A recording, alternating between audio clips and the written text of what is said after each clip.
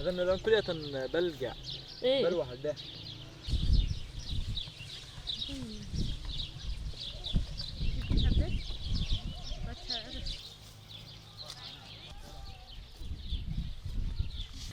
من أول يعني آخر 3 أول 4 يوم يصير نجيب مثل جرار يكرب الفلاحة ولا بالمسحاه هلك القطاف والشغل، نقوم نقطف بيها ونحط على جنب. الخيار على جنب لما بخيار موجود، والبندورة كذلك الأمر زاد على جنب نحطها.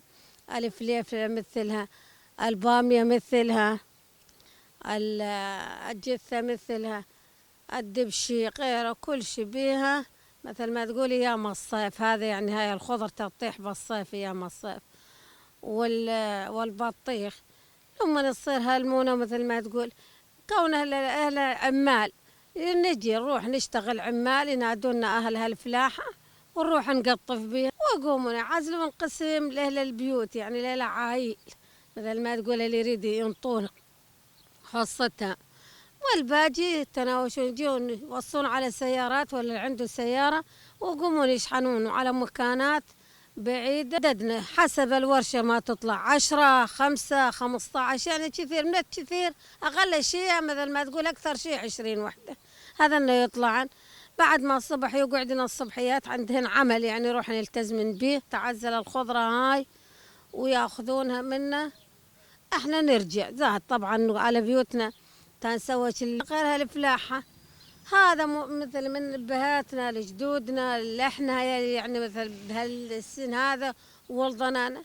أنا عرت الكراك نفلح لأنه هاي ما عندنا غير الكراك هاي تدرج أمورنا بالأكل والمصاريف والقيرة، وبيحوشون بين يوم ويوم. يعني مثل ما تقول هنا كلها والله تعب، التعب والله تعب، بس انه مثل ايش ذا الادمي هاي طموحات الانسان بده يشتغل مشان يعيش.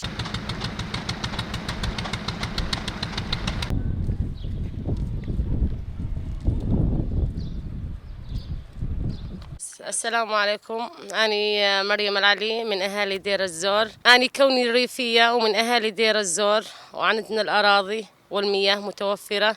نشتغل بعمل الخضرة مشان نعيش أنفسنا ونعيش أطفالنا وعيالنا، كوننا ما عندنا مثلا شهادات نتوظف بيها أو مثل غيرنا، يعني نطلع برات البلد أو شيء.